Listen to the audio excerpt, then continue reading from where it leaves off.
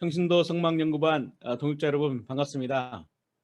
오늘 또 주님의 은혜 가운데에 이렇게 만나게 돼서 너무나 반갑고 강의가 다 끝난 후에 Q&A 시간에 우리 함께 인사를 나누고 또 대화를 나눴으면 좋겠습니다. 먼저 우리 하나님께 기도드리고 시작하도록 하겠습니다. 기도하겠습니다. 사랑하는 하나님 참 감사합니다. 한 주간도 주님의 은혜 가운데 지내게 하여 주시고 주님의 도우심과 주님의 인도하심이 없다면 한순간도 살아갈 수 없는 저희들입니다. 하나님 앞에 저희들은 죄된 인간인데 우리 구주 예수 그리스도께서 십자가에서 몸을 찢기시고 피를 흘려주셔서 저희들의 모든 죄를 구속하여 주시고 죽으신 지 3일 만에 부활하셔서 우리의 영생의 소망을 허락하여 주신 하나님께 찬양과 영광을 돌립니다. 오늘 또 예수 그리스도께서 실체이신 그리고 예수 그리스도의 모형인 성막을 공부함으로 말미암아 우리가 예수 그리스도를 더 진실하게 알게 하여 주시고 더 친밀하게 알게 하여 주셔서 생명 되신 하나님께서 우리에게 주신 그 생명의 약속들, 언약들 다시 한번 회복받는 귀한 시간 되게 하여 주시옵소서. 아멘. 오늘 특별히 번제단에 대해서 저희가 함께 나누게 되는데 우리 구주 예수 그리스도의 그 의로운 하나님의 의를 완성하신 예수 그리스도를 우리가 이 시간도 배우기를 원합니다. 만나기를 원합니다. 성령 하나님께서 이 시간도 저희들의 마음을 감동시켜 주셔서 예수 그리스도를 만나는 자리로 이 시간 사용하여 주시고 임마누엘 우주 예수 그리스도를 증거하는 자리가 되게 하여 주시고 예수 그리스도의 그 사랑과 은혜를 감사하며 감동하고 서로 마음으로 함께 나누는 귀한 시간 되게 하여 주실 줄 믿사옵고 이 모든 말씀을 우리 구주 예수 그리스도의 이름으로 간절히 기도했사옵나이다. 아멘. 예, 할렐루야. 할렐루야. 할렐루야. 반갑습니다. 한 주간도 주님의 은혜 가운데 우리가 잘 지내고 오늘은 특별히 이 번제단에 대해서 함께 나누게 돼서 너무나 기쁩니다.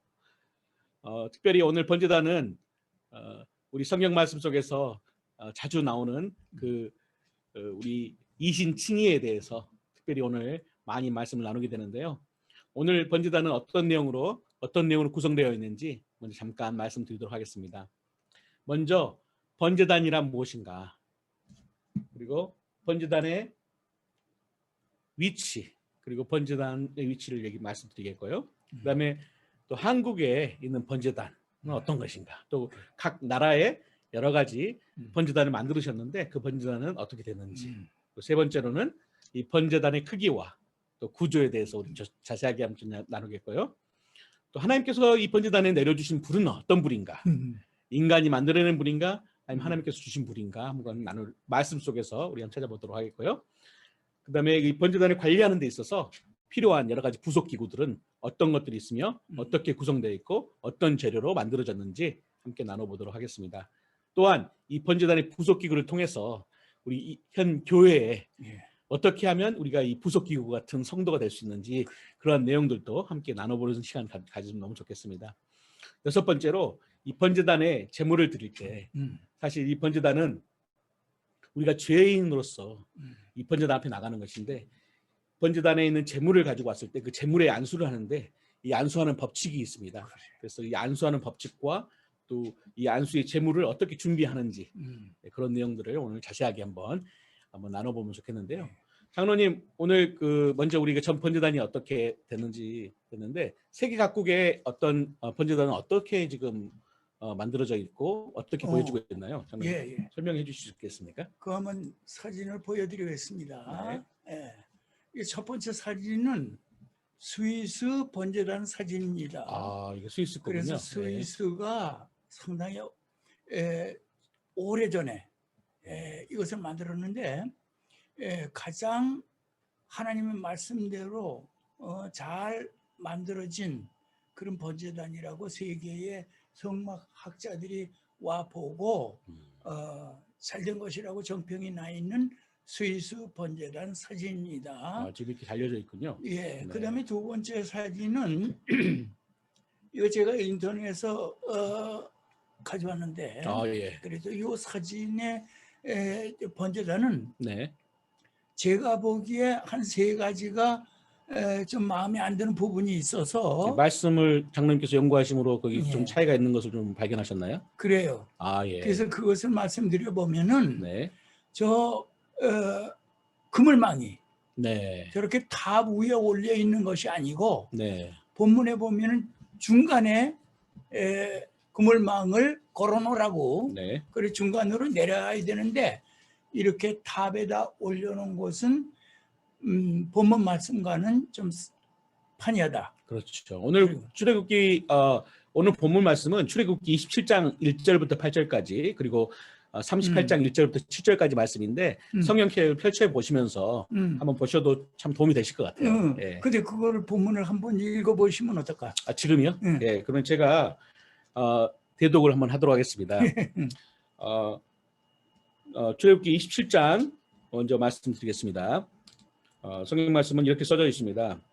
너는 조각목으로 길이가 5규빗, 너비가 5규빗의 제단을 만들 때 네모 반듯하게 하며 높이는 3규빗으로 하고 그 네 모퉁이 위에 뿔을 만들 때 그 뿔이 그것에 이어지게 하고 그 제단을 노트로 싸고 재를 담는 통과 부삽과 대야와 고기 갈고리와 불 옮기는 그릇을 만들 때 제단의 그릇을 다 노스로 만들지며 제단을 위하여 노스로 그물을 만들고 그 위에 네 모퉁이의 놋 고리에 넷을 만들고 그 물은 제단 주위의 가장자리 아래 곧 제단 절반에 오르게 할지며 또 그 제단을 위하여 채를 만들 때 조각목으로 만들고 놋으로 쌓을지며 제단 양쪽 고리에 그 채를 괴어 제단을 매게 할지며 제단은 널판으로 속이 비게 만들 때 산에서 내게 보인 대로 그들이 만들게 하라. 이렇게 말씀드렸습니다. 예. 그래서 그 말씀을 중심해서 오늘 번제단을 공부하는데 그 말씀을 중심에서 보니까 두 번째 번제단은 이제 그 그물망이 위에 올라가 있는 게 잘못됐다. 중간으로 내려가야 맞는다. 그렇군요. 그리고 두 번째가 뭐냐면은 장로님. 제사를 드리는 제주가 그 죄인이 그 자기가 드린 제물이 저 번제단 안에서 불을 타고 있을 때에 이 뿔을 잡았다가 나가는 거예요. 그렇죠. 뿔을 잡고 있다가 나가는 건데 보세요. 저렇게 칼날같이 돼가지고 어떻게 잡겠어요. 손이 비어버리겠네요. 그러니까는 그 좀 마음에 안 들고 세 번째가 뭐냐면은 성막에서는 까만 색깔이 조금도 쓰이지 않았습니다. 왜냐하면 까만 색깔은 죄를 상징하는 색깔이고 죽음을 상징하는 색깔, 마귀와 지옥을 상징하는 색깔이 까만 색깔이거든요. 이거 보니까 이 옆에 까맣게 보인다 것입니다. 이거 어떻게 만들었는지 모르지만은 제가 생각하기에는 까만색이 보이지 않게 노 색깔만 보여야 맞는다고 그렇게 생각을 합니다. 그 다음에 세 번째 사진을 보면은 이 사진에는 번제단의 위치가 어디다 놓는가 그것을 잘 표현한 것 같아요. 그러니까 동편문으로 들어가자마자 첫 번째로 만나는 것이 번제단이다. 그 뒤에 물두멍이 있고 그 뒤에 회막이 있다. 회막에 들어가는 회막문이 보이네요. 그렇죠.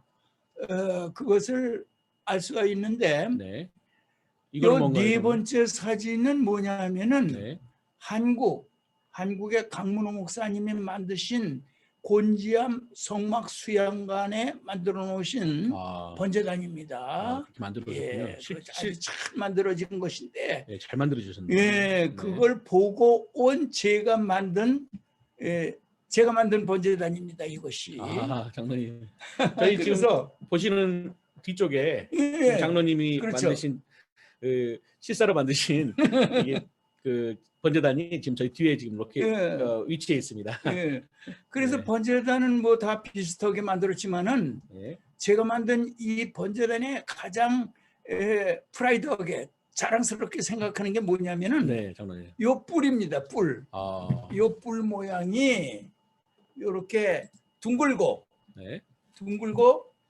꼬부라지며 가늘어지며 그러니까 이거 소뿔같이 생겼잖아요. 소뿔같이 생겼네요. 그렇지. 그런데 번제단 사진들을 다 보면은 거기다가 각이 지거나 꽃장 올라가거나 그렇게 돼 있어요. 여기도 보면은 그렇게 됐네요.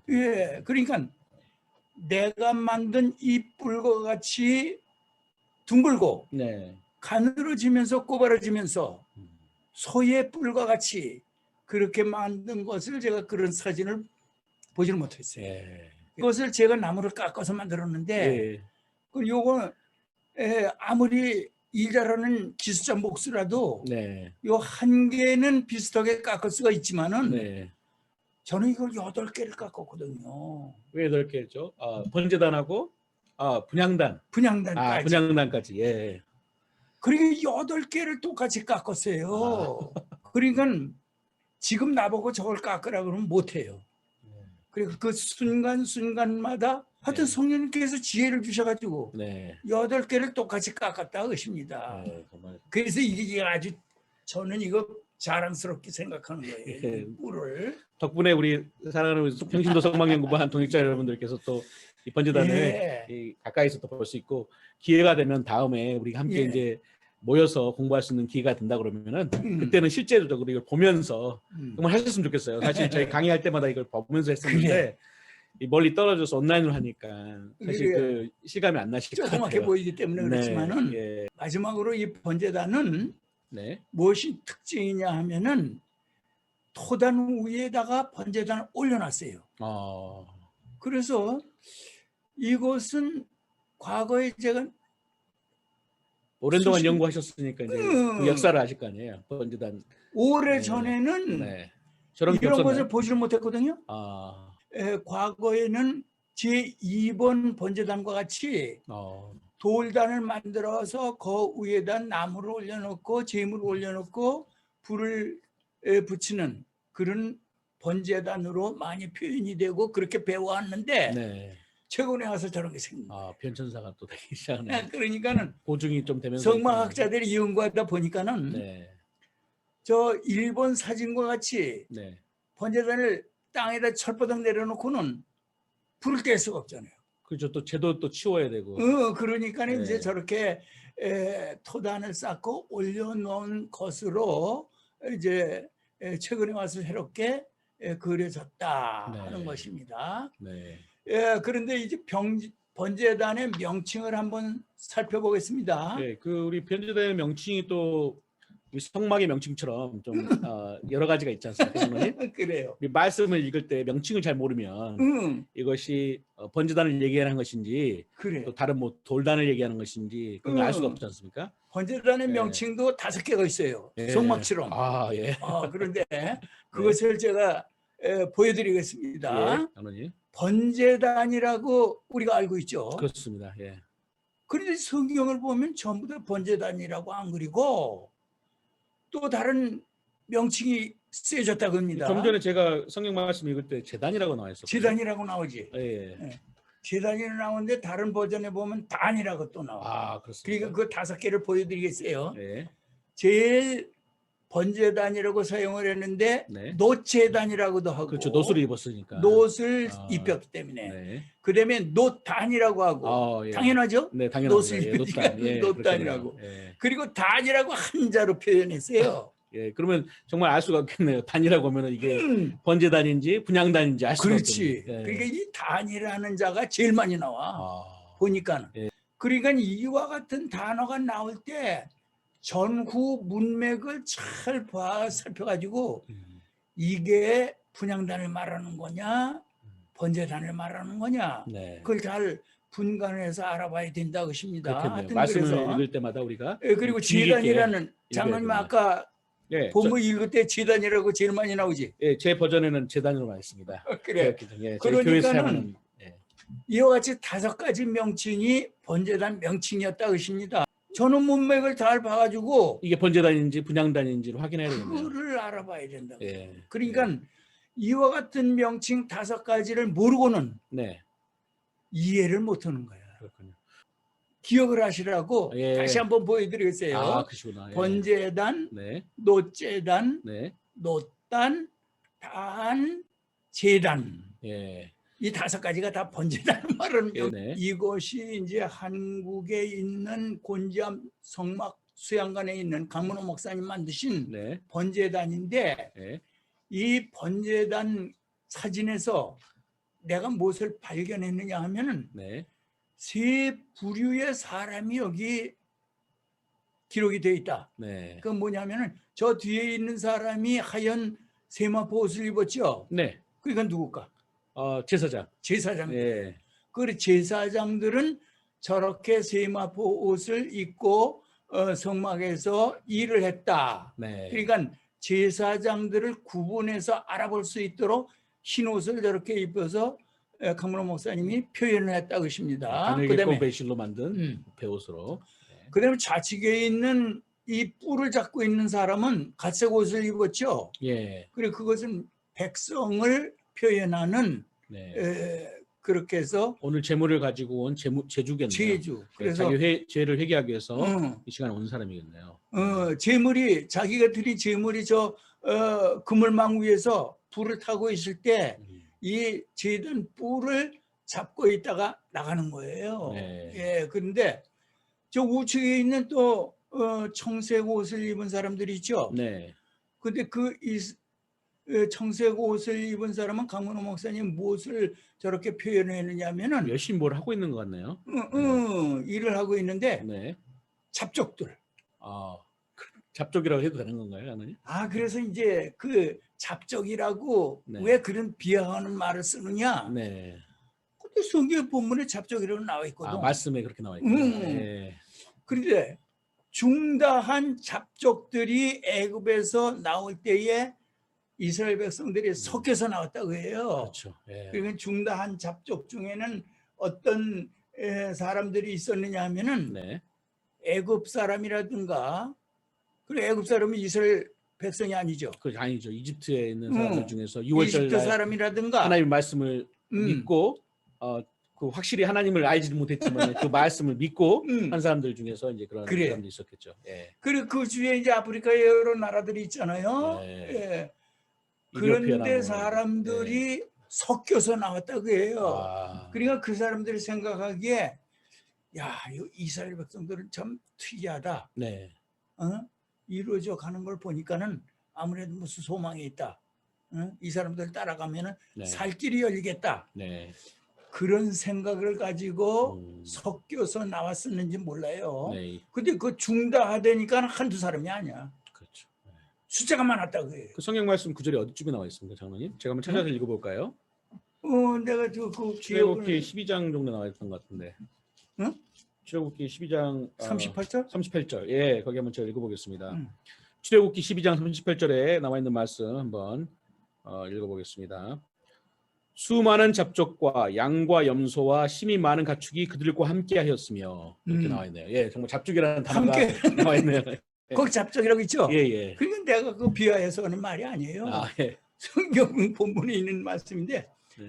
그런데 이 문제가 뭐냐면은 그렇게 많은 사람들이 이스라엘 백성들이 좋아서 섞여서 같이 나왔지만은 광야에서 40년 동안에 문제를 일으킨 사람들이 이 사람들이에요.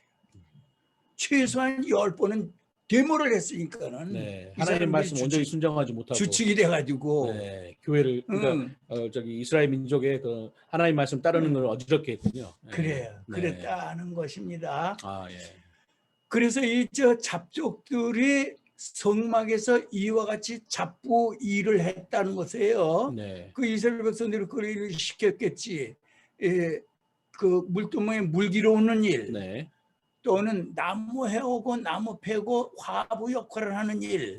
또 한 가지를 내 이번에 생각을 했는데 저기서 이제 재가 떨어지기 때문에 재를 부삽으로 긁어내서 재 담는 통에 넣어주죠.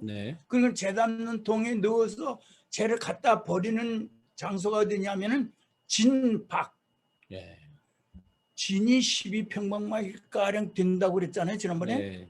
그런 이스라엘 백성들이 그 진 있는 그 바깥에 재 버리는 곳, 거기다 갖다 버려야 되거든요. 그러니까 참 먼데. 거의 1마일 넘게 되거든요. 근데 그거를 제사장들이 가져갔을까? 내 생각에는 그것도 아무래도 저 잡족들을 시켰을 것이다. 잡족들이 그렇게 생각을 합니다. 그러니까 감당했군요. 이 잡족들은 성막에서 요긴하게 헬퍼 일을 도왔을 것이다. 하나님의 뜻을 알고 따라온 사람들도 하나님의 일을 감당하고 함께 했군요. 그런데 이제 가나안 땅에 정착을 했을 때에는 누가 저 일을 했느냐 하면은 기본 족속들을 저희를 시켰어요. 기본 족속. 네. 이제 장로님 기본 족속 잘 아시죠? 그렇죠. 그 여호수아를 이렇게 약간 속여가지고 예, 그 협약을 맺었죠. 그 예. 화친조약을 맺었죠. 예. 그래서 자기들이 그 해하지 않도록 자기들이 해하지 않도록 이스라엘 나라한테 다 죽겠으니까는 네. 이 사람들 꾀를 써가지고 네. 거짓말로 해서 화친조약을 맺어가지고 여호수아가 네. 보니까 옆에 나라야 기브온 나라가. 그렇지만은 죽일 수가 없지. 왜냐면 하나님이 보시는데 네. 이 조약을 맺었으니까는 네. 그래서 성막에서 저와 같은 일을 하도록 살려주었다 것입니다. 기본 족속들을. 네. 그러니까 가나안 땅에 들어와서 정착한 후에는 기브온 족속들이 저와 같은 일들을 그렇죠. 이집트에서 나온 모든 사람들은 여호수아와 갈렙 이외에는 남아 있는 사람들이 없었기 때문에 성막의 일을 감당할 사람이 없었겠죠. 그래요. 네. 그래서 이제 한국에 가서 강문호 목사님 성막수회관에서 이 번제단을 보고 온 제가 만든 번제단입니다. 네, 방금 전에 그 펴주신 이거 말씀하시죠? 요거예요. 너무나 잘 만드셨어요. 그러니까 비슷하게 만들지 않았습니까? 네. 예, 그래서 아까 말씀드린 대로 제가 만든 번제단의 가장 자랑스러운 부분은 뿌리라 했습니다. 아무튼 장로님 이렇게 우리 번제단을 이제 설명했으니까 이제는 번제단의 크기와 구조에 대해서 잠깐 설명해드리면 좋을 것 같습니다. 장로님이 하세요. 그럴까요? 예, 번제단의 크기는 아까 우리 말씀 속에서 읽은 것처럼 가로, 세로 5규빗 이렇게 되는 것이죠.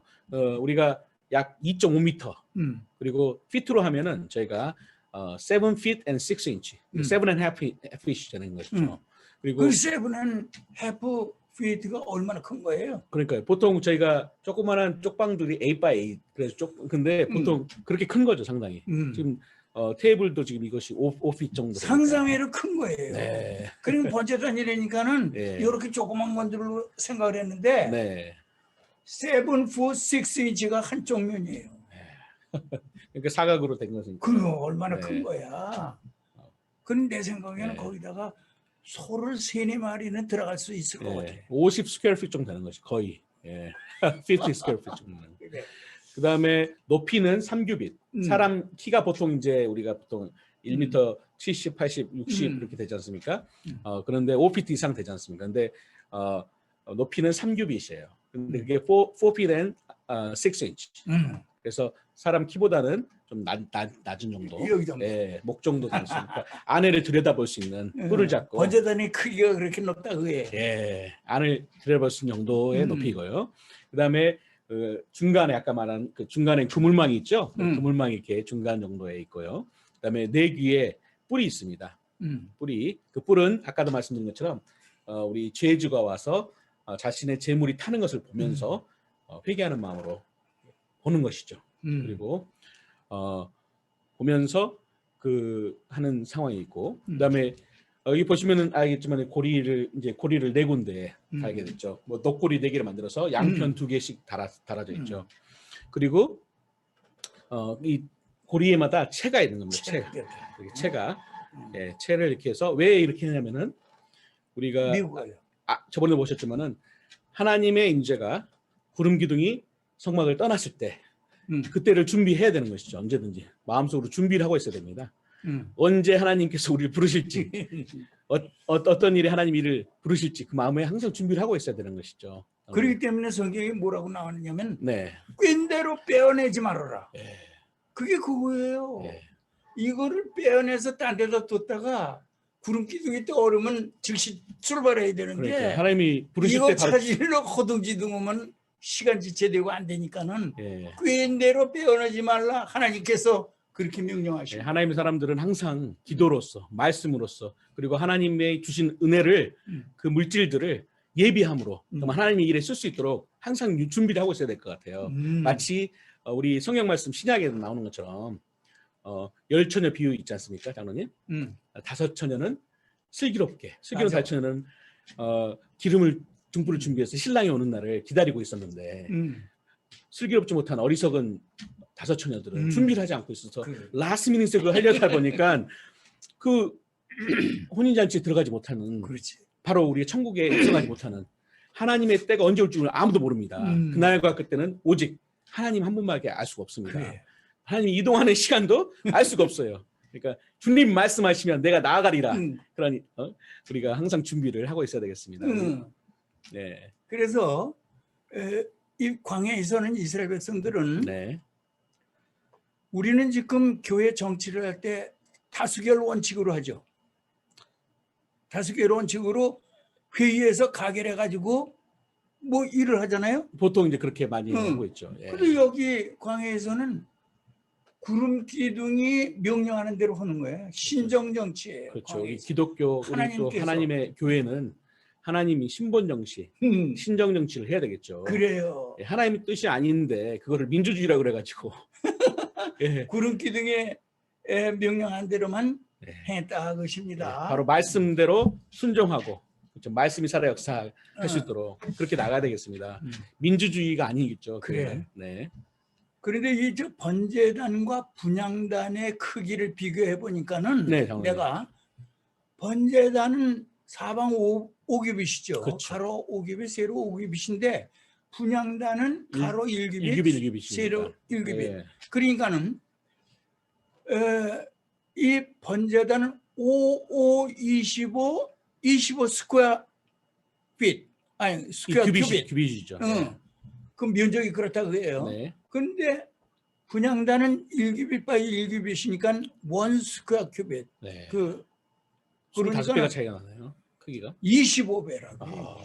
그렇게 네. 분향단에 비해서 25배가 넓은 것이 번제단이었다 것입니다. 예. 그런데 이 번제단 공부할 때에 거의 모든 분들이 질문하는 게 있어요. 뭔가요, 장로님? 뭐를 질문하냐면은 네, 장로님 그동안 많이 질문 받으셨을 텐데 어떤 내용을 질문 받으셨어요? 이 분향단을 조각목으로 만들어서 노수를 쌌다 그랬죠. 네. 그럼 저 밑에다 불을 뗀다 그랬지. 네.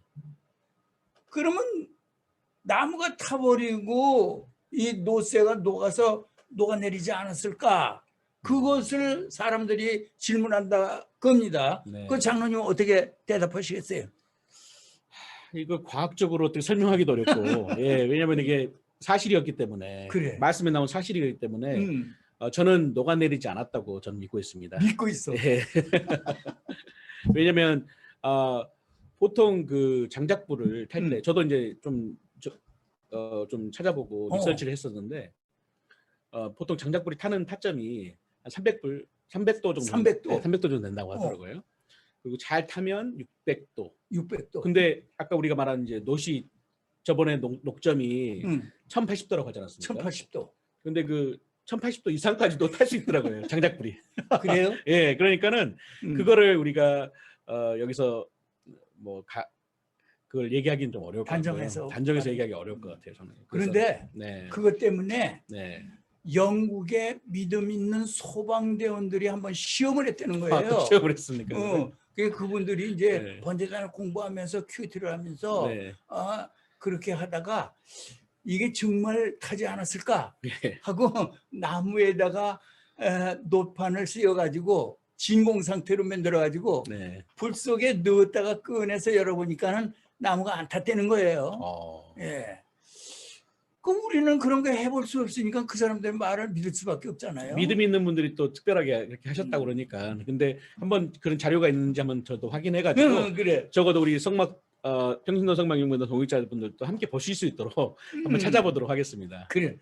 근데 과학적으로도 무슨 물체가 연소가 되려면 타려면은 그것이 열을 가해주면은 거기서 가연성 가스가 나온다는 거예요. 그러니까 탈 수 있도록 하는 어떤 가스가 나오는 거예요. 그거하고 산소하고 결합돼 가지고 불꽃이 나는 건데 이건 지금 진공 상태니까는 산소도 없고 어떻게 저렇게 기가 막히게 기술이 정말 대단했던 것 같습니다. 당시에.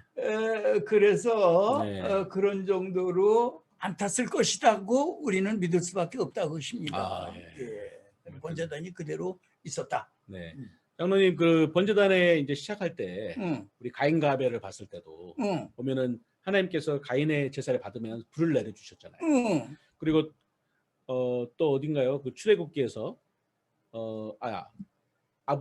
아브라함도 오늘 사실 응. 어제 목사님께 설교 말씀에서 해주셨는데 그래? 예, 아브라함하고 하나님께서 언약하실 때도 응. 동물의 피로 나눠서 불을 내려주셨다고 하시더라고요, 목사님께서. 응. 쪼갠 재물에 네, 불이 지나갔다. 네, 불이 지나갔다고. 어저께 목사님 그 말씀 또 설교 말씀 해주셨어요, 수요일 날. 그래요? 예, 근데 엘리야 제단, 엘리야 제단도 하나님께서 불을 내셨어요. 그 찬양 저 정말 솔로몬의 많이 성전, 들었어요. 예, 솔로몬 성전 제단도 그렇고. 그래. 하나님이 불을 붙여줬다 그예요. 네. 그러니까 이제 이 번제단에 네. 성막의 번제단에 최초의 제물을 올려놓았을 때도 하나님께서 불을 붙여줬다. 말씀이 저기 있네요, 저는. 그래요. 한번 읽어보겠습니다. 제가. 레위기 9장 24절 말씀입니다.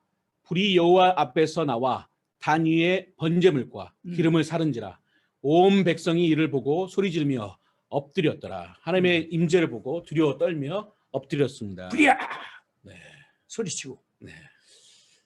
그러니까 이스라엘 백성들이 하나님께서 그렇게 불을 붙여주시고 네. 하나님이 그 불을 꺼뜨리지 말라고 말씀하셨거든요. 네. 그래서 이스라엘 백성들이 그것을 천년 동안이나 간직했다는 거예요. 불 옮기는 그릇을 해서 불씨를 넣어서 이동하고 또 그래서 계속해서 이어져 간 것이 천년 동안이나 간직했는데 그 불이 언제 꺼졌느냐 하면은 네. BC 586년에 바벨론이 예루살렘 함락시키고 성전을 무너졌잖아요. 그때 꺼졌다 그래요. 그러니까 유대인들이 그렇게 하나님의 말씀을 철저하게 지켜서 불을 꺼뜨리지 않고 천년이나 간직했다. 그런 말씀이 있습니다. 그렇군요. 자, 그런데 네. 여기 보니까 이제 그 백성이 네. 제주가 네. 번제단에 뿔을 붙잡고 있죠. 네. 번제단에 뿔을 붙잡고 있습니다. 네. 그래서 이제 자기가 드린 제물이 저 번제단 안에서 불타고 있을 때에 네. 이 번제단 뿔을 잡았다가 가는 건데 어떤 의미가 있나요, 장로님? 이때 죄인이 생명의 뿔, 이것을 생명의 뿔입니다. 네. 그 하나님의 법칙이에요. 그렇죠. 생명 대신 하나님을 잡는 것이죠. 뿔을 잡는 자는 어떤 죄를 지었든지 하나님께서 용서하시고 죽이지 말라. 그랬어요. 죄를 안수하고 죄가 씻김을 받은 말미암아 생명 내신 하나님과 생명의 뿔, 우리 관계를 다시 회복하는 건가요? 네. 생명의 뿔을 잡는 자는 네. 죽이면 안 돼. 이제 하나님의 생명을 얻었으니까 그렇죠. 영생을 얻는다는 그런 소망이 할렐루야. 그래서 이제 우리가 그 아도니아 잘 알죠? 다윗의 아들 아도니아 말씀하시는 건가요? 다윗의 아들 아도니아가 내가 보기 처다들인지 하여튼 장자. 그런데 네. 그 다윗이 지금 거의 실물 인간이 됐는데 네. 왕위를 자기에게 물려주지 않으니까는 자기가 사람들을 많이 초청해서 큰 잔치를 베풀고는 아도니아 왕 만세를 부르게 했어요. 그렇죠? 그래가지고 자기가 왕이라고 그랬단 말이에요. 그 역적이지. 아니요, 그랬지. 근데 다윗은 솔로몬에게 왕위를 물려줬어요. 물려준다는 말을 했죠. 나단 선지자의 말대로. 네. 그러니까 이제 어떻게 되겠어요? 두려워 떨었겠죠. 네. 하나님의 말씀을 어기고 솔로몬이 아도니아 붙잡아라. 죽이게. 그 원래 도망갔는데 군대를 시켜서 붙잡아라고 군대를 풀었는데 어디로 도망가느냐 하면은 성막으로 도망갔군요. 저렇게 번제단 뿔을 붙잡고 있는 거예요. 그 군병들이 가서 이렇게 보니 번제단 뿔을 붙잡고 있어. 그거 붙잡고 있는 사람 죽일 수가 없는 건데. 그러니까 솔로몬한테 가서 보고를 했죠. 야, 우리가 가보니까는 지금 아도니아가 번제단 뿔을 붙잡고 있습니다. 죽일까요 말까요? 할 수 없다. 그러면 줄 수밖에 없다. 네. 그렇지만은 불의한 것이 보여지면은 그냥 안 둔다. 결국에는 죽었는데 네. 네. 무슨 일을 죽었느냐 하면은 네. 근데 이제 다윗이 죽은 후에 아도니아가 그 아비삭이 자기 아내로 맡고 싶었단 말이에요. 네. 근데 할 수 없잖아요. 근데 왕이 허락하면 가능하지만 그렇죠. 그러니까 아도니아가 밧세바한테 가서 간척을 한 거예요. 네. 저 솔로몬 임금님한테 가서 아비삭을 나이가 아내로 주도록 허락받게 좀 해달라고. 네. 그래서 네. 죽은 것이 아도니아입니다. 네. 예, 그래요. 그 이제 제단 뿔을 잡았다는 의미가 무엇이냐면은 네. 이 번제단 뿔은 이름이 생명의 뿔이에요. 네. 생명의 뿔. 네. 그래서 번제단 뿔은 저거를 잡으면은 어떤 죄를 지었든지 간에 생명을 얻는. 그렇죠. 생명 대신 하나님, 생명 대신 예수 그리스도를 말하는 것이죠. 그렇지. 네. 네. 생명 대신 예수 그리스도를 상징하는 저 뿔인 것입니다. 네. 그래서 고린도전서 1장 18절을 보니까는 네. 십자가의 도가 멸망하는 자들에게는 미련한 것이지만 구원을 얻는 우리에게는 하나님의 능력이라. 하나님의 능력. 네. 하나님의 능력이다. 생명의 능력이 이제 펼쳐지는 것이죠. 그래. 바로 예수 그리스도를 믿는. 그래 로마서 1장 16, 네. 17절을 보니까는 네. 내가 복음을 부끄러워하지 아니하노니 이 복음은 모든 믿는 자에게 구원을 주시는 하나님의 능력이 됩니다. 하나님의 능력이다. 첫째는 유대인에게요, 또한 헬라인에게라. 네. 복음에는 하나님의 아멘. 의가 나타나서 믿음으로 믿음이 이르게 하나니 이게 중요한 거예요. 그렇죠. 오직 믿음으로 말미암아 살리라. 이걸 잡는다고 어떻게 죄가 사라지고 살아나? 그렇죠. 생명 대신 예수 그리스도를 믿음으로 말미암아 우리 살아는 것이죠. 바로 우리 목사님께서 말씀해 주신 이신칭이 아닙니까? 이신칭이. 예, 요즘 성경 교관에 또 들어오신 분들은 정말 자세하게 알 수 있는데요. 저희 그 이신칭이 나오는 로마서에 나오는. 예, 그래도 이 로마서에 믿음으로 의롭다함을 예, 인정함을 받는 거. 그렇죠. 로마서의 요약본인 또 갈라디아서에 또 나와요. 또 구약에도 나왔다고 말씀하셨는데 그 하박국서에도 호박국서? 하박국서. 하박국이야? 호박국이 아니고요. 하박국서에 그래. 예, 거기도 이신칭의에 대한 내용이 나온다고 목사님께서 지금 강조해서 말씀해 주시고 있습니다. 그래서 로마서와 갈라디아에서 강조하는 것이 네. 의인은 믿음으로 말미암아 살리라 한과 같으니라. 아멘. 이신칭의 칭의. 예. 그 구약에는 여기다 제물을 드리며 의롭다 인정함을 받는 거예요. 그게 칭이에요. 네. 죄를 용서해 줬으니까. 네.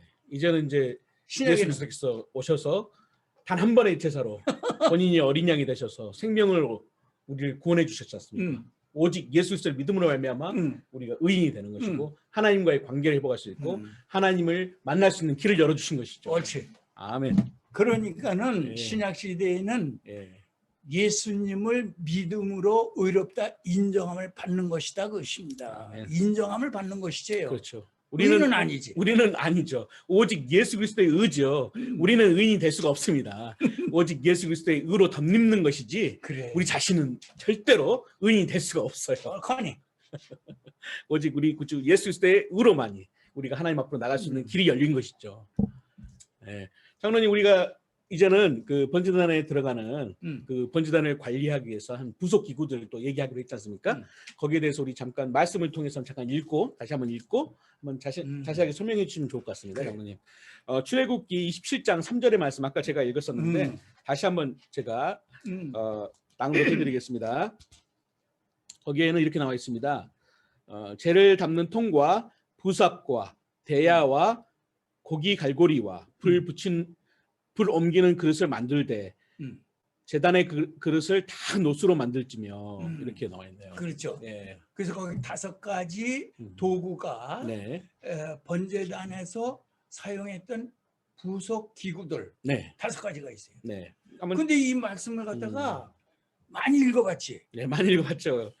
지금 요즘 계속 지금 읽고 있는데요. 예. 그 제단 통이 뭐예요? 재를 담는 통. 그러니까 재를 담아서 이렇게 하는 대야 같은 걸 말하는 거예요. 그렇죠. 뚜껑도 있고 뭐 그런 거. 그러니까 그것을 이제 이 출애굽기 27장 3절을 우리가 많이 읽어봤지만은 네. 이게 무슨 뜻인지도 모르고 읽어보기만 했었어요. 그렇죠. 빨리빨리 읽고 또 우리 또 요즘 이제 근데 제가 평상조사를 이제 그거를 사진을 보여드리면서 네. 알기 쉽게 네. 이 PPT를 만들었습니다. 네. 그 재 담는 통. 저런 식으로. 그러면 재 담는 통은 뭐냐면은 재를 담아 갖다 버릴 때 쓰는 그릇. 아까 말씀하신 짐 밖으로 이렇게 재를 갖다 버리고. 잡족들이 이제 버릴 때. 근데 이건 반드시 뚜껑이 있어야 돼요. 재를 날리면 안 되니까. 재가 날아갈까 봐. 네. 그런데 이 재 담는 통에다가 재를 가득 담아가지고 네. 진 밖에 재 버리는 곳까지 가져가야 되잖아요. 그렇죠. 그 좀 무거워서 어떻게 가져가? 무슨 수레 같은 거에 담아가지고 않았을까요? 성경 말씀에 안 나와 있잖아요. 저는. 안 나와 있지만은 네. 내가 생각하기에 구루마를 만들어서 니아까 같은 것을 만들어서 네. 싣고 가지 않았을까? 그렇지 않고는 거기 1마일 이상 되는 데를 들고 갈 수가 없잖아요. 네. 예. 그렇죠. 그랬을 거라고 제가 추측을 해봤습니다. 네. 그런데 두 번째가 부사배예요. 네. 그는 부사배의 역할은 뭘 했느냐면은 아궁에서 재를 긁어내서 퍼서 재 담는 통에다 넣어주는 역할. 네. 재를 긁어내어 재 담는 통에 넣어주는 역할을 부사비 했습니다. 네. 그 부사비 꼭 필요하지. 그렇죠. 왜냐하면 재를 또 제거를 해야 장작을 또 집어넣고 재가 꽉 차면은 불을 못 대잖아. 그렇죠. 계속 하나님의 약속하신 예. 그 구속의 역사가 계속 일어나야 되는데 그럼. 긁어내지 않으면은 그 역사가 일어날 수 그리고 없죠. 대야를 또 만들려고 하셨는데 대야는 뭐 하는 거냐 하면은 네. 제사를 드리는 그 제물. 죄인이 제주가 네. 제물을 껍질을 벗겨서 각을 뜬다고 그랬죠. 네. 대충 12조각을 자른다고 그랬어요. 그 동물에 따라서 이제 좀 이렇게 그걸 잘라가지고 저 대야에다 담아서 제사장에게 주는 거예요. 네. 또 피도 담을 수 있고요. 그죠? 그렇지. 네. 그래서 제사장에다 주면은 제사장이 그걸 갖다가 번제단에 넣고 불을 떼서 태우는 것이 제사다 것입니다. 네. 그 다음에 고기 갈고리가 있는데 네. 고기 갈고리는 어떤 역할을 했느냐면 네. 고기를 놓고 고기를 이렇게 싸놓고 네. 불을 떼니까는 이게 텅텅 튀기도 하고 흘러내리고 바깥으로 나가기도 하고. 삼겹살 구울 때 보면은 기름이 막 튀고 그러는데 그 생각이 갑자기 나네요. 마이크로오븐에는 그 튀기면 어떻게 돼? 이거는 뭐 기름을 제거하고 그런 게 아니기 때문에 그렇겠네요. 마이크로오븐에다 놓고 튀기면은 많이 흩어지는 거죠. 깜짝 놀라지. 네. 그래서 폭탄 터지듯이 그래서 저와 같은 고기 갈고리가 필요해서 이 고기 저 고기를 연결해서 붙잡고 있는 역할. 그거를 말하는 것입니다. 그런데 이 고기 갈고리는 저런 거 한 가지만이 아니고 쇠슬한 것이 생겨가지고 고기를 이렇게 끌어 잡아당기도 하고 삼지창 것이 생겨가지고 고기를 찍어서 윙겨놓기도 하고 그런 것도 다 고기 갈고리라 것입니다. 그 다음에 마지막으로 다섯 번째가 이제 불 옮기는 그릇인데 불 옮기는 그릇은 우리가 아는 화로예요. 화로볼. 아까 그 말씀하신 그 1000년 동안 이스라엘 민족이 그 불을 지켰던 그 화로인가요? 그래요. 네. 그래서 이제 이 불씨를 저기다 담아가지고 이사 갈 때 가지고 가는 거예요. 네. 그래서 화로가 또 필요했다 것입니다. 그렇군요. 예. 장로님이 저번에 우리 이제 강의를 해주실 때 이 5가지 기구에 대해서 비유로 말씀하시면서 해주신 말씀이 저한테 현대교회 큰 은혜가 됐었거든요. 새벽기도 때 또 설교도 해주시지 않았습니까? 말씀으로. 그러니까 현대교회를 재단이라고 그러거든요. 그래서 우리 보제재단, 우리 영락재단 그러잖아요. 그렇죠. 그 현대교회를 재단이라고 했는데 저런 번제단에 5가지 이와 같은 도구가 있었던 거나 마찬가지로 교회에도 이와 같은 5가지 일꾼이 필요한 거예요. 그렇죠. 하나님의 도구니까 저희는. 그것을 조금씩 이제 생각해 본다면은 재 담는 통 교인이 필요하다. 그리고 재 담는 통 뭔가요? 교인은 뭐냐? 네. 교회 문제가 생겼을 때에 갖다 버리는 역할을 하는 게 재담론통 교인이다. 사랑으로 덮고, 예, 또 문제가 있으면 덮어서 이게 갖다 하나, 버리는 예, 갖다 버려버리는, 해결하는 거. 본인들이 문제를 해결하고. 해결하는 거. 예, 재담론통 교인이 꼭 필요하다. 그렇죠. 교회가 정말 하나님의 예. 은혜 가운데 지내려면 그런 문제를 해결할 수 있는 정말 하나님의 그다음에 어려운 두 것들을 해결할 수 있는 번째로 거군요. 네. 부삽교인이 있는데 네. 부삽교인은 뭐냐 하면은 문제가 생겼을 때 네. 제가 꽉 차서 문제가 생겼잖아요. 그걸 떠서 재담론교회 통에다 넣어주는 역할을 하는 게 부삽 아니에요? 그렇죠. 그나 마찬가지로 교회인은 교회의 문제를 발견했을 때에 네. 자기가 해결하지 못하면은 해결사, 재담론통 교인한테다 넘겨주는 역할. 그러니까 문제를 해결할 수 있는 분한테 그 문제를 해결할 수 있도록 하는 거군요. 그래가지고 해결하는 거. 뭐 장로님 어떤 뭐 예를 들수 내가 그것을 이제 한번 경험을 했는데 네. 우리 박병헌 장로가 네. 지금으로부터 아무래도 한 10여 년 전은 될 것 같아요. 네. 근데 어느 날 교회에서 네. 요 손가락을 붙잡고 끌고 가는 거예요. 어디로 따라오라고. 그 뭣도 모르고 따라갔지. 예. 그 어디로 갔냐면 성가 그 벽이 구멍이 뻥 뚫렸는데 네. 이것 좀 나보고 해결을 하는 거예요. 그래서 내가 감짝같이 떼어가지고 치료해서 했지 않습니까? 그런 사람이 저 부삽교인이에요. 문제를 발견하고 또 해결할 수 있는 분을. 그러니까 하고. 그런 사람은 교회를 정말 사랑하는 사람이에요. 그렇죠. 살피는 거니까요. 교회 어려운 부분들. 한 바퀴 돌면 문제를 발견하는 거야. 그러니까 우리는 보고도 모르는데 그 정말 교회를 자세히 살피시기 때문에 사랑하는 마음으로 살피시면 그런 문제를 발견하는 거예요. 그래서 자기가 해결 못하면은 해결사한테 재담론통 교인한테 넘겨주는 역할을 하는 게 그러니까 어떤 교인이 또 어떤 그런 해석을 할 수 있는지를 정확히 알고 계신 분이겠죠. 그렇죠. 네, 관리할 수 있는 그게 부삽교인이다 그것입니다. 예. 그다음에 대야교인이 있는데 네. 대야는 뭐냐면 재물을 각을 떠가지고 잘라서 주면은 갖다 번제단에 놓는 역할을 하는 게 대야거든요. 그렇죠. 우리는 다 죽을 수밖에 없는 죄인인데 그 죄인들을 주의 전으로, 주의 재단으로 부를 수 있는 사람들이지 않습니까? 전도하는 사람을 말하는 전도교인. 그래 대야교인은 전도교인이다. 예. 그겁니다. 그다음에 고기 갈고리 교인이 있는데 전도해서 등록하고 들어왔는데 이거 그냥 붙잡지 않으면은 또 나가거든. 그렇죠. 아무리 목사님이 말씀이 좋고 말씀을 잘하셔도 성도들 간에 이런 그 헌신하는 자들, 그래. 그 바나마 사역이나 또 가족들이 이렇게 그런 사람들이 딱 붙잡아 주시잖아요. 그분들이. 저 고기 갈고리 역할을 하는 거예요. 그 다음에 불 옮기는 그릇, 화로. 그건 뭐냐면은 불을 붙여주는 역할. 성령의 불을 붙여주는 역할을 하는. 그렇죠. 성도님들 가운데 또 성령 충만한 분들이 계신데 그런 분들을 통해서 또 우리 챌린지를 받고 또 하나님의 성령 체험한 것을 간증함으로 말미암아 그분들이 또 그분들한테 불을 붙여주는 것이죠. 그래서 그분들도 새로운 또 하나님의 말씀을 중심으로 믿는 말씀을 성령님의 의지에서 나갈 수 있는 그런 또 담력을 또 얻게 되는 것이죠. 그런 분들 통해서. 그러니까 우리가 그거 한마디 판단할 수는 없지만은 가만히 그런 사람이 교회에 있잖아요. 그렇죠. 성령의 불을 붙여주는 그런 분들은 참 중요한 분들이죠. 해도 행동 하나 해도 그런 분들 통해서 사실은 많은 분들이 또 도전을 받고 성령의 그런 또 경험을 같이 하게 돼요. 화로 교인이다. 불 옮기는 그릇이다. 그렇게 소중한 분들이죠. 본다 것입니다. 그래서 현대 교회에는 이와 같은 5가지 일꾼이 꼭 필요하다. 정말 장로님께서 이렇게 자세하게 설명해 주셔가지고 이 말씀도 잘 이해할 뿐더러 그런 교인들에 대한 또 내용들을 듣게 되니까 저희들은 정말 축복입니다. 그것이 좀 세월이 가면 변할 수가 있어요.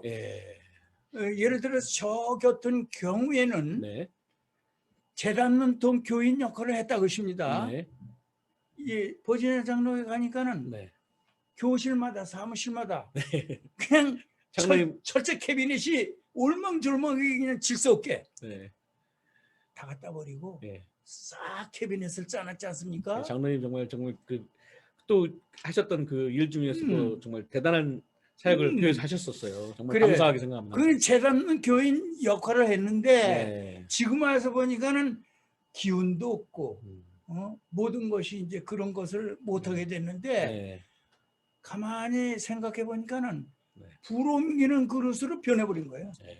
지금 이게 그거야. 네. 또 하나님께서 또 주신 은혜를 주시고 은혜를 나눌 수 있는 자리로 네, 또 저희를 또 옮기고. 네. 그렇게 할렐루야. 묵상을 해봤습니다. 이제 예. 시간이 없는데 그 다음 거를 장로님이 한번 그럴까요? 예. 이제 가장 또 이 시간에 또 중요한 번제단에서 중요한 것이 안수의 법칙이지 않습니까, 장로님? 근데 저희가 말씀을 읽을 때 보면 이 안수의 법칙에서 잘못 또 이해할 경우가 있었어요.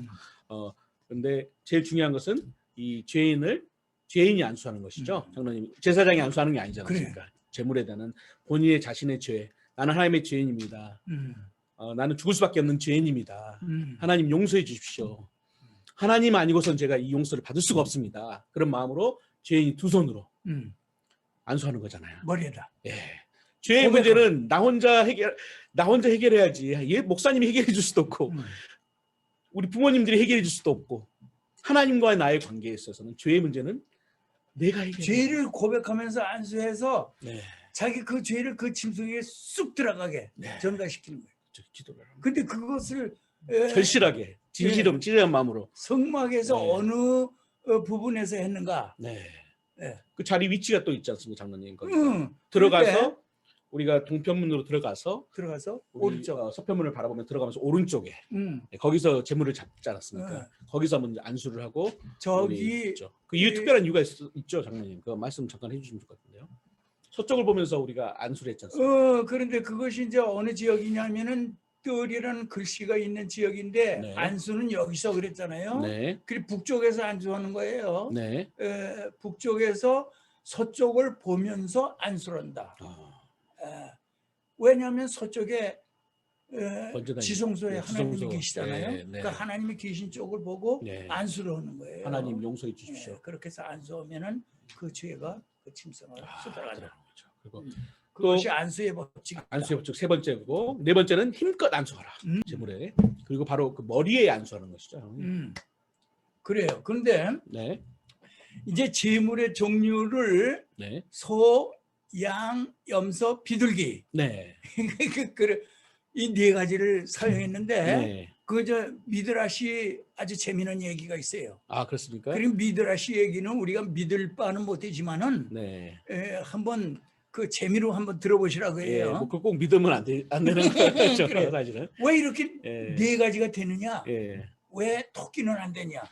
돼지는 왜 안 되느냐? 개는 왜 안 되고?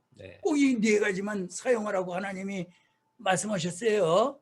근데 그 이유를 미드라시에서 아주 재미있게 표현했는데 뭐냐면은 가인이 아벨을 죽였지. 그래서 가인이 아벨을 죽이고 덜해서 아무도 안 보는 데서 죽이고 가인은 가버렸단 말이에요. 그럼 아벨은 시체를 하나님께서 이렇게 내려다보고 있는데 난데없이 소, 양, 염소, 비둘기, 고놈들이 오더니 아벨을 덮어주더라는 거야. 그래서 하나님께서 그래 옳다. 이제부터 너희들만 제물로 사용하겠다. 본인들은 어떻게 의미를 좀 보여하기 위해서 유대인의 전래 동화 같은 거네요. 그렇게 동화 같은 그 미드라시 얘기지만은 어쨌든 간에 이 네 가지가 결정된 거거든요. 그런데 참 감사한 게 뭐냐면은 하나님께서 제물로 호랑이를 드려라. 사자를 제물로 드려라. 그래서 뭐 어떻게 될까? 죄를 용서받지 못했겠네요. 본인들이 먼저 용서받기 전에 먼저 자기가 잡혀 먹히는 거지. 그래서 하나님께서 이와 같이 양순하고 인간에게 길들이는 그런 동물들 네 가지를 제물로 드리도록 그렇게 정하셨다 하십니다. 우리 구주 예수 그리스도가 값 있는 그 피스로 우리에게 주셨지만은 우리에게 어떤 하나님 앞에 나갈 수는 어렵지 않게 그렇죠? 예수 그리스도를 믿음으로 말미암아 구원하게 해주시다는 것은 은혜가 넘칩니다. 근데 우리 죄를 고백하면서 안수를 해야 되지 않습니까? 머리에 안수하지 뿐만 아니라 죄를 고백함으로 안수를 해야 되지 않습니까? 그래서 그 6가지를 했는데요. 네. 그래서 이 죄인이 그 죄인을 이렇게 안수하는 것은 죄의 전과 안수였었다. 네. 그래서 반드시 자기 죄를 회개하면서 머리에다 안수하면은 그 죄가 그 짐승에게 전가된다. 쏙 들어간다. 그래서 그 짐승을 잡아서 제사 드리는 것이 구약의 법칙이었다. 것입니다. 하나님께서 그렇게 명하셨기 때문에 그리고 신약에는 어떻게 한다? 우리 구주 예수 그리스도를 믿음으로 예수 그리스도의 보혈의 피로 말미암아 죄 씻음을 온전하게 이루는 것 같습니다. 구속하는 것 같습니다. 그리고 하나님 앞에 회개함으로 말미암아 그 회개. 예수 그리스도 이름으로 회개하는 말미암아 구약에도 회개지. 네. 안수하면서 회개지. 네. 근데 신약에도 회개인데 누구에게? 예수 그리스도 이름으로. 네. 그래서 예수 그리스도께서 네. 단번에 드린 제물로 오셨다고 해요.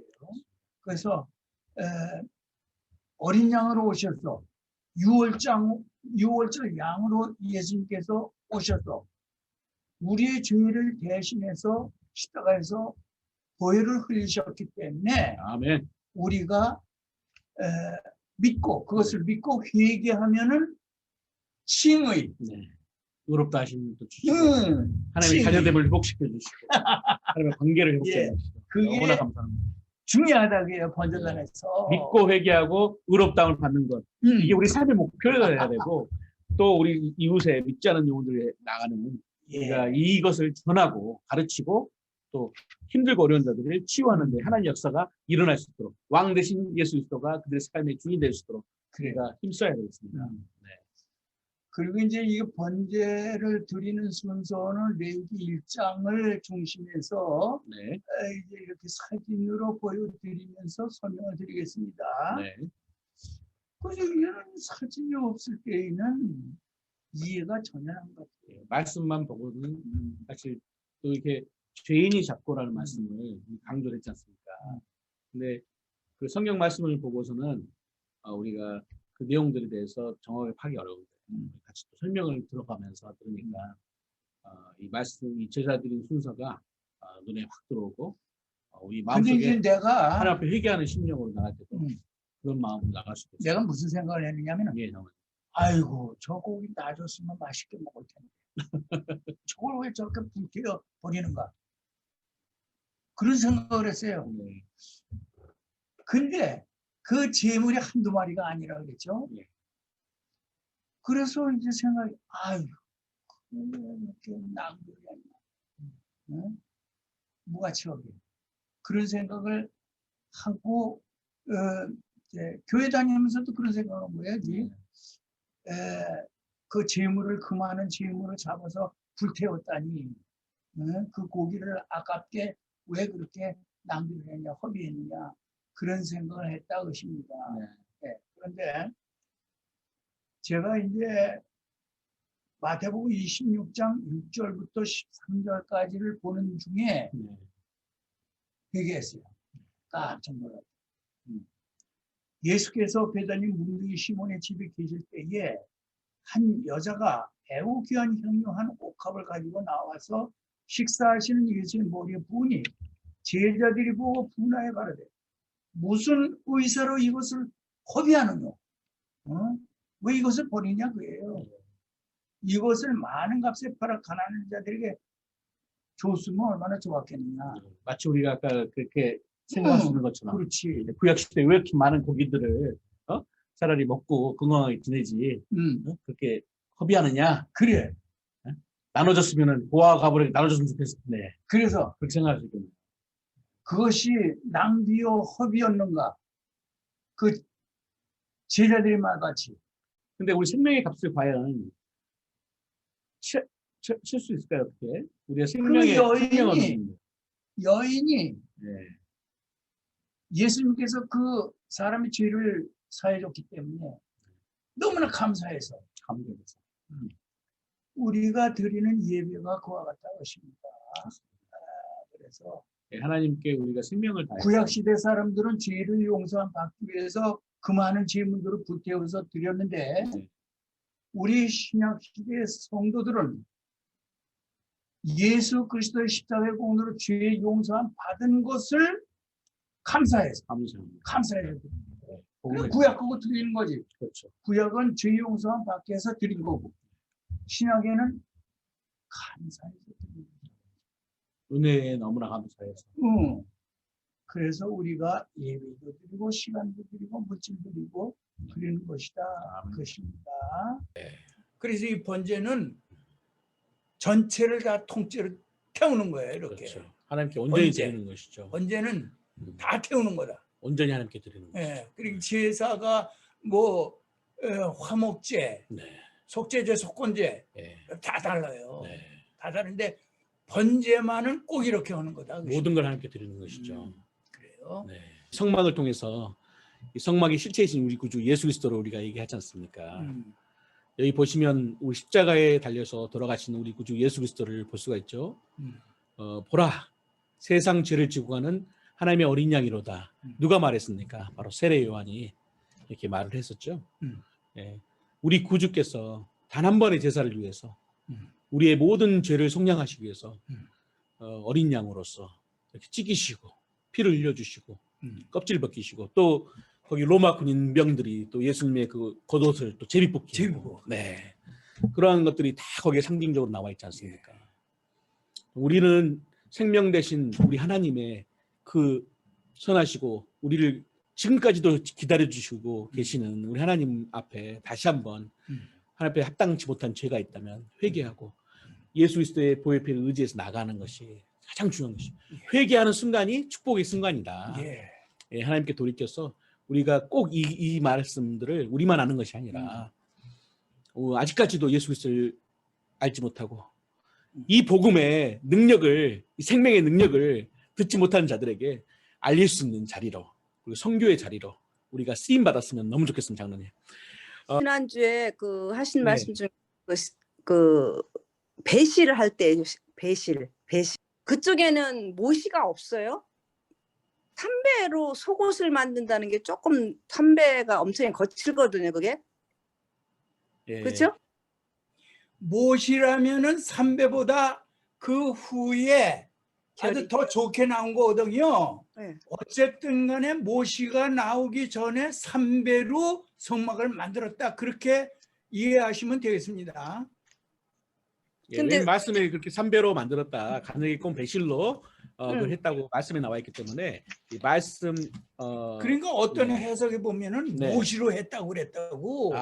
그러니까 그래서 거짓말을 하시는 거군요. 그렇게 하실 수가 있는데 네. 내 생각에는 모시 이전에 삼배였을 것이다. 네. 그러니까 그 삼배로 성막을 만들었지 모시로 만든 게 아니다. 네. 그렇게 이해를 합니다.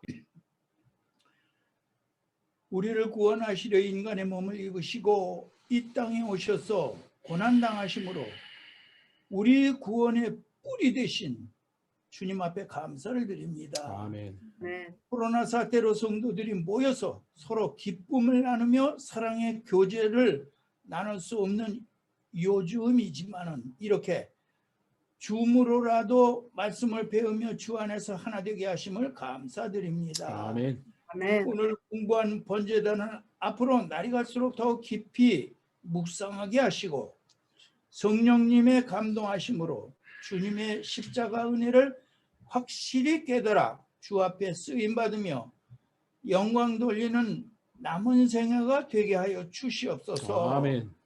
이번 학기 어느새 중반에 이르게 되었는데 남은 시간들도 열심히 있게 하시고 가르치는 자나 듣는 자 모두가 성령으로 하나 되게 하여 주시옵소서. 아멘. 계속해서 시청자들이 늘어나게 하시어서 더 많은 성도들에게 유익을 줄 수 있는 이 공부반이 되게 하여 주시옵소서. 아멘. 우리를 여기까지 이끌어 주신 예수님의 이름으로 기도하옵나이다. 아멘. 아멘.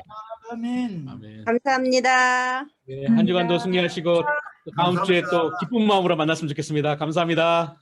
감사합니다. 안녕히들 계세요. 네.